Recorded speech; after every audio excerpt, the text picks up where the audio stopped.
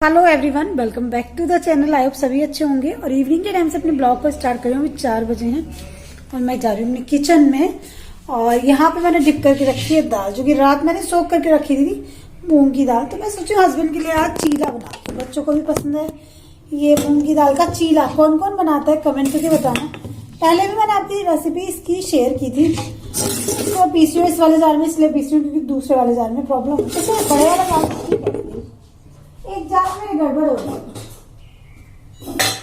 तो ये वाला ठीक है, इसमें सही रहेगी। इसमें पीस लेती हूँ, आधी करके पीसूंगी। 1-1.5 गिलास भिगोई थी मैंने ये।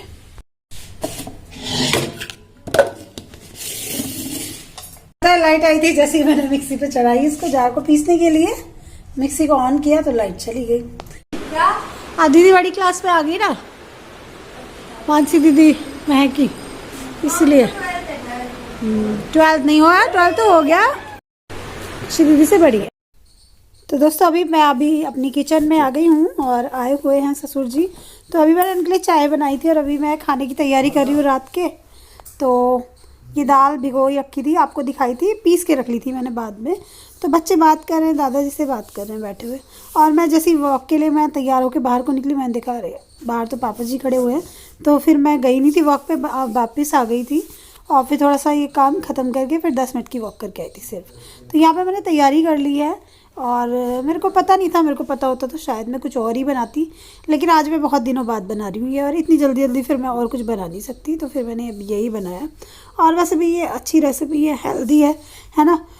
ऑयल वगैरह बहुत कम डालती हूँ मैं इसमें। तो यहाँ पे मैंने जीरा तड़काया, राई डाली, लाल मिर्च डाली है तड़के की, और इसको फ्राई करूँगी। पहले मैं स्टफिंग तैयार करूँगी, तो इसीलिए मैं कहती हूँ कि मेरे को पहले पता हो तो मैं कुछ और तैयारी कर लूँ, लेकिन मेरे साथ ऐसा कभी होता नहीं। तो बस ऐसे रहता है। तो प्याज फ्राई कर रही हूँ अभी मैं। यहाँ पे मैंने प्याज डाला है इसमें। और टेस्टी रेसिपी आप लोग बनाते हो या नहीं कमेंट करके बताना। तो हस्बैंड और पापा जी बात कर रहे थे अभी, और मैं बना आलू की स्टफिंग फ्राई हो गई और इसमें कलर लाइट दिख रहा है। वैसे ये येलो येलो सा है, इसमें पता नहीं क्यों लाइट दिख रहा है। यहाँ पे मैंने मूंग की दाल को भिगो के पीस रखा है। इसमें थोड़ा सा मैं सॉल्ट डालूंगी और इसमें मैंने हरी मिर्च और अदरक भी डाला था पहले, शायद वो क्लिप मैंने पहले याद कर दी होगी। थोड़ा सा नमक डालूंगी, बहुत ज़्यादा नहीं, बहुत हल्का नमक, क्योंकि स्टफिंग में भी नमक है ऑलरेडी।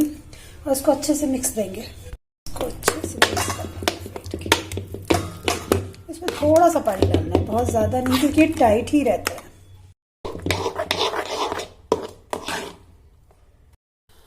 तो यहाँ पे मैं इसको बहुत अच्छे से फेंट लूँगी। और कोई भी बैटर जितना अच्छा आप फेंटोगे उतना अच्छा उसका रिजल्ट निकल के आएगा। तो इसको मैं खूब अच्छे से तेज से हाथ से फेंट रही हूँ, और जिससे चीला ना एकदम एकसार पड़ेगा। तो ये वाला बैटर थोड़ा सा थिक रखते हैं। और यहाँ पे सदर में मिलता है भगत जी का चीला, बहुत टेस्टी रहता है मूंग की दाल का। किस किसने खाया है आप लोग कमेंट करके बताना। कई सारे लोग आजकल मुझे कमेंट कर रहे हैं कि शिप्रा मेरठ से हैं, यानी मेरठ के लोग भी मेरा वीडियो काफ़ी देखते हैं। इस चीज़ की बहुत खुशी हुई जान के। तो यहाँ पे मैं इस बैटर को फैला रही हूँ। और पहली बार जब डालते हैं तो थोड़ा सा होता ही ना, ऊपर नीचे 1-2 बार में हाथ सेट हो जाता है, लेकिन ठीक फैल गया था। ये भी थोड़ा दरदरा सा होता है देखने में, बिल्कुल एकसार और एकदम स्मूदी सा नहीं होता। और इसके दरदरेपन में इसका स्टफिंग। अभी थोड़ा तेल में पका रही हूँ, सरसों का तेल, क्योंकि रिफाइंड हम लोग वैसे भी कम खाते हैं। त्योहारों पे एक पैकेट मंगाया था, पूड़ी वूड़ी ज़्यादा बनी थी, तो उसको पका के यूज़ करेंगे जिससे इसकी झल सी निकल जाती है। तो स्टफिंग लगा दूंगी अब मैं इस पर। करारा सा हो गया ये, और हाथ कभी मेरे दिख रहे हैं कभी हस्बैंड के दिख रहे हैं आपको, क्योंकि हम दोनों जब मैं कुछ बनाती हूँ ना तो मेरे हस्बैंड अपनी वो दिखाने के लिए आ जाते हैं कुछ वहाँ पे। तो वो भी थोड़ा ट्राई कर लेते हैं। ऐसा नहीं है कि वो बना रहे थे, ये रेसिपी मेरी है और मैं ही बना रही थी इसको। चल आ जा तो खा ले, जब तो पता चलेगा। हाँ सक्षम, अच्छा लग रहा है मम्मी एकदम। दादू के साथ एक बाइट खा के देख ले कैसा मूंग की दाल का चीला। तो अभी पापा जी खाना खा रहे हैं और मैं यहाँ पे बना रही हूँ। और बस ये वाला श्रीजा को दिखाऊंगी तो लड़ाई करेगी सक्षम के साथ। ये थोड़े मोटे अच्छे लगते हैं, ये करारे नहीं लगते। लो श्रीजा मैडम तुम्हारा चीला टेस्ट करके बताओ पहले कैसा बना है। एक बाइट। किचन बहुत फैली हुई है, इग्नोर प्लीज। फैलती है जब काम करते हैं, मेरी तो फैलती है भाई, बाद में साफ करती हूँ। चटनी और सॉस लगा के खा। आलू, अरे यार मेरा नहीं खाना था आपको। तो टेस्ट तो करना पड़ेगा। हाँ मम्मी सॉस मिक्स कर दिया। मैंने लोहे के तवे पे डाला, ये नॉन स्टिक पे डाला था, ऐसे पाकिस्तान का नुस्खा बन गया था। ये बहुत अच्छा बना है क्योंकि मैंने देखा था इस बार शॉप पे ना, वो लोहे के तवे पे ही डाल रहे थे, तो ये बहुत अच्छा बना। देखो उतरता कैसा है ये है ना, बस रेड ना आ जाए तो तब तक इसको हम छोड़ेंगे।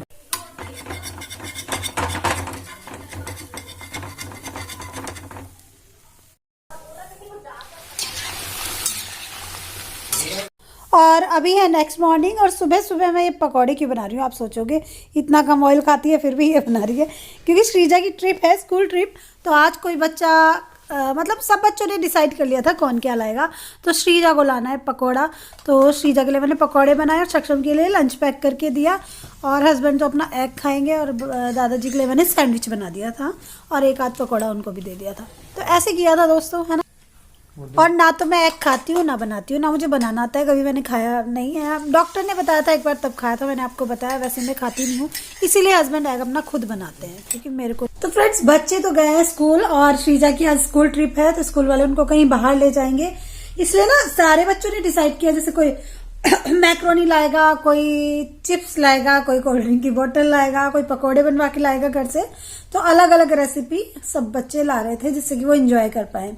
तो ये क्लास में बच्चों ने डिसाइड किया होगा। तो श्रीजा ने मुझे आके कल बताया, शाम बल्कि जब दादाजी आ गए थे मैं खाना बनाई थी, कि मम्मा मेरे को तो ले जाने हैं पकौड़े। तो मैंने मेरे घर में बल्कि बेसन भी नहीं था, क्योंकि आप लोगों ने देखा है मेरे घर में बेसन का चीला वगैरह काफी बनता रहता है ना, तो बेसन नहीं था। और मैं लेने गई थी 2-3 दिन पहले, लेकिन शॉप पे ही नहीं था अवेलेबल, तो मैं रिलायंस से लाती, चीनी लाई थी तो तब था नहीं वहां पे। तो फिर मैं शाम को जल्दी जल्दी लेके आई बेसन, और फिर मैंने उसको बना के दिए बेसन के आलू के प्याज के पकोड़े। तो सक्षम देख रहा था, सक्षम कह रहा मम्मा मेरे को भी दे देना। मैंने कहा चलो तुमको भी दे दूंगी, और एप्पल दिया उसको क्योंकि कल उसके पेट में दर्द था। वैसे उसके पेट में दर्द ना खाने की वजह से नहीं है, मैं डॉक्टर को दिखाया था, डॉक्टर का हो सकता है ठंड का असर हो गया हो, परेशान मत हो, 1-2 दिन में ठीक हो जाएगा। तो उसको दवाई दी थी, सीना रेस्ट दी थी मैंने उसको 1-2 बार, तो ठीक रहेगा आई थिंक वो, क्योंकि कल दिन में भी ठीक था। कल मॉर्निंग में स्कूल जैसे ही गया और उसने ब्रेकफास्ट किया अपना, स्मॉल लंच बोलते हैं उसको, स्कूल में 2 लंच देने होते हैं मुझे सक्षम को। एक लंच में तो मैं उसको कुछ फ्रूट पैक करके देती हूँ, और एक में कुछ पराठा या कुछ भी खाना पैक करके देती हूँ जो मैं बनाती हूँ। तो ऐसे होता है। तो जैसे उसने कल एप्पल खाया उसके पेट में दर्द स्टार्ट हो गया था, तो मैम भी बोल रही थी कि इसको मुझे लगता है ठंड का असर है। तो मैंने कहा हाँ मैम, इसने वॉमिट भी किया था, तो ऐसे ऐसे था। तो फिर मैंने उसको पकौड़े, मैंने कहा चलो खा लो, ठीक है, बच्चे तो कर लेते हैं डाइजेस्ट, है ना। और बच्चे खाते पीते खेलते रहते हैं तो ठीक हो जाते हैं, पता भी नहीं चलता।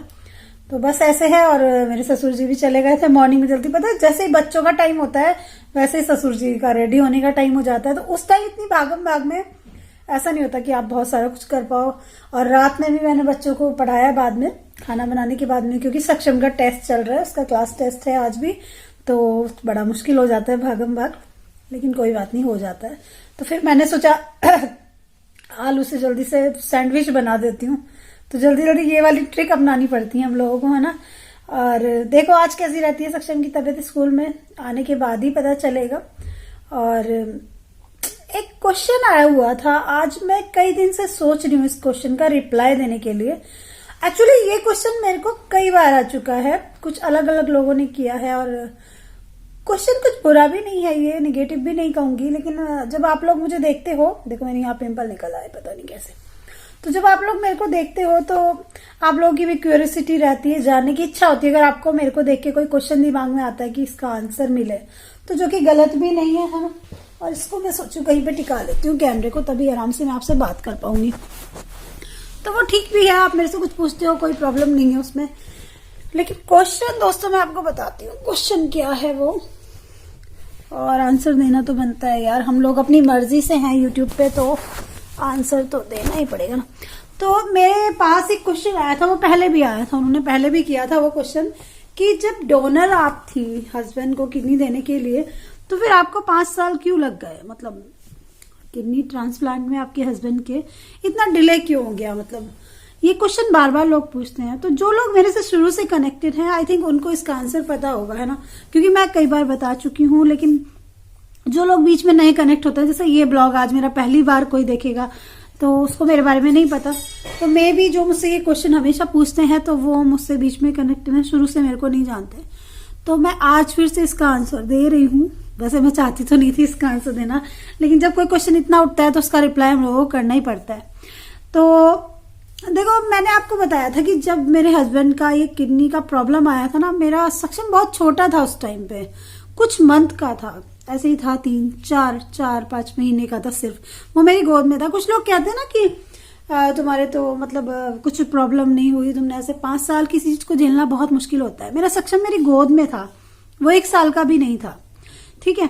और मेरे हस्बैंड के एकदम से मुंह में एलर्जी हुई थी और सर में हुई थी, कुछ दाने से निकले थे, छाले से टाइप हुए थे, और उसके बाद में पूरी बॉडी में फैल गए थे।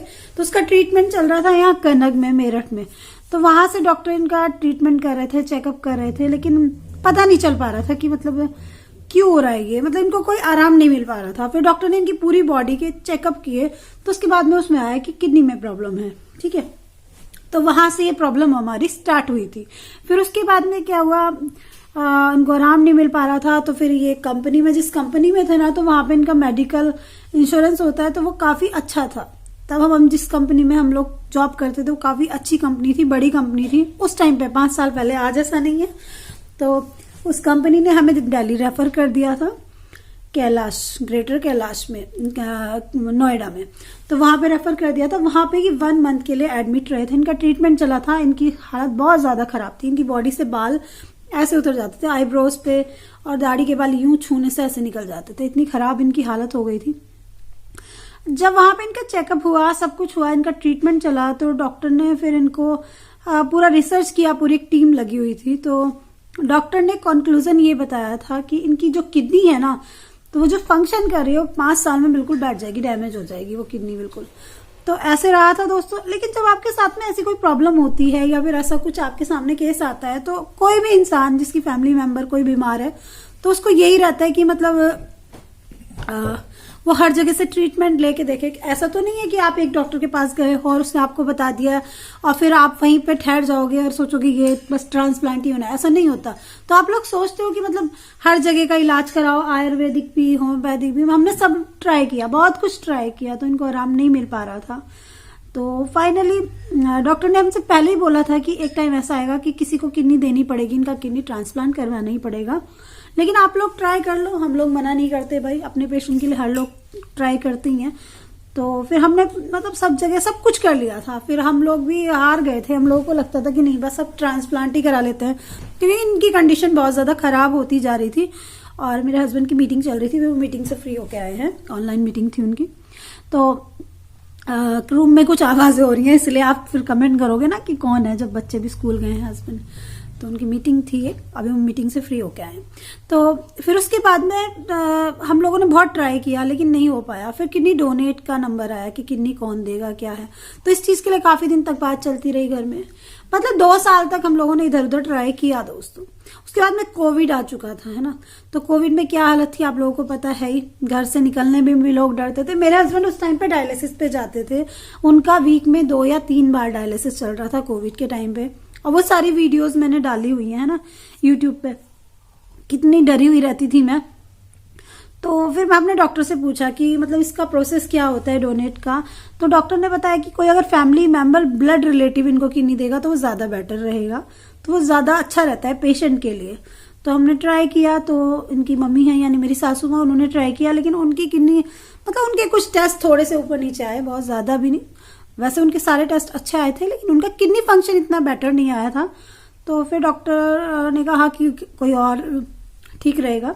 तो उसके बाद में इनके एक ब्रदर हैं, कुछ के पापा, उन्होंने भी थोड़ा ट्राई किया, लेकिन उनकी क्योंकि उनका वेट वगैरह बहुत ज्यादा है, तो और वो इतने कॉन्शियस भी नहीं रहते अपनी हेल्थ के लिए, सच बताऊं तो फिर उसके बाद में इतना, क्योंकि जब वाइफ रहती है वो ज्यादा ध्यान रखती है, तो मैंने डिसाइड किया नहीं यार मैं खुद ही किडनी दे देती हूँ। ये सब ट्राई करने में कि अभी ये ट्राई कर रहे हैं, वो ट्राई कर रहे हैं, बहुत टाइम निकलता जा रहा है, मेरे हस्बैंड बहुत ज्यादा वीक होते जा रहे हैं। तो मैंने फिर बोला कि मैं किडनी दूंगी। तो फिर इस तरह से हम लोगों को 4-5 साल लग गए थे। देखो कुछ प्रॉब्लम्स भी आई इस चीज में, मैं ये नहीं कहूंगी कि मेरे लिए सब कुछ बहुत स्मूथ था, ऐसा नहीं होता है। जब आपकी लाइफ में प्रॉब्लम आती है तो आपको बहुत सारे लोगों को उस चीज के लिए एग्री करवाना, बहुत सारी सिचुएशन को हैंडल करना, क्योंकि मैं भी डरी हुई थी। मतलब डरी हुई इस चीज से नहीं डर रही थी कि मेरा ऑपरेशन होगा, मुझे इनको किडनी देनी है, इस चीज से मुझे कोई डर नहीं था। मेरे दिमाग में एक चीज सेट थी, बस किसी तरह मेरे हस्बैंड ठीक हो जाए। मेरे को अपने शरीर की भी वो फिक्र नहीं थी कि मेरे को कुछ हो गया तो क्या। मैं सच बता रही हूँ आज। और कभी आपने भी नहीं देखा होगा, मैं जब अपने टेस्ट कराने जाती थी कभी डरी हुई लग रही हूँ या टेंशन में इस चीज की लग रही हूँ, तो वो कभी नहीं रहता था। लेकिन बस ये रहता था मेरे बच्चे भी छोटे हैं और आगे आने वाले टाइम में अगर हम दोनों ही एक से हो गए तो घर कैसे चलेगा। फिर मैंने सोचा चलो सब ईश्वर के हाथ में है, जैसे उसने चाहा होगा सब कुछ वैसे हो जाएगा।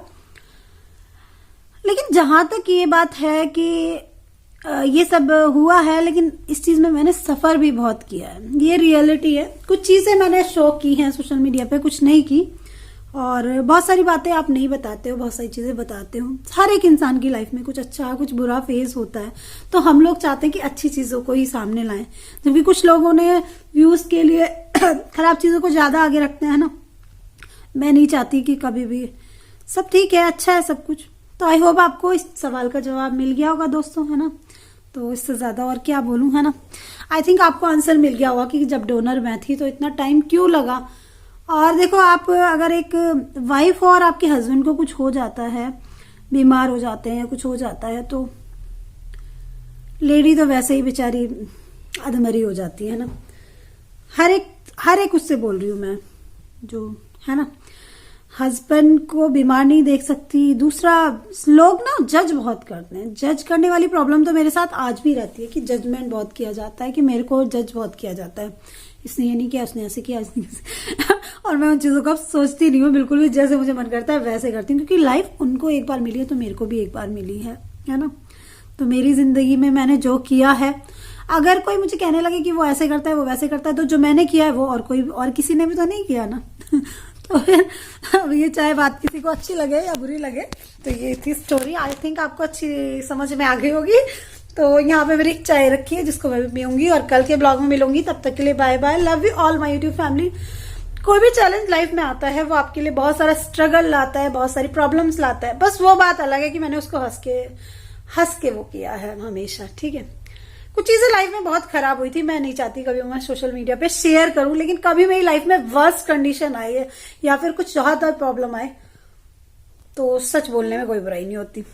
ठीक है, चलिए दोस्तों, bye bye, love you all. Channel को सब्सक्राइब कर लेना नहीं किया तो, और आई थिंक सबको आंसर मिल ही गया होगा, ठीक है। और बस क्या बोलूं।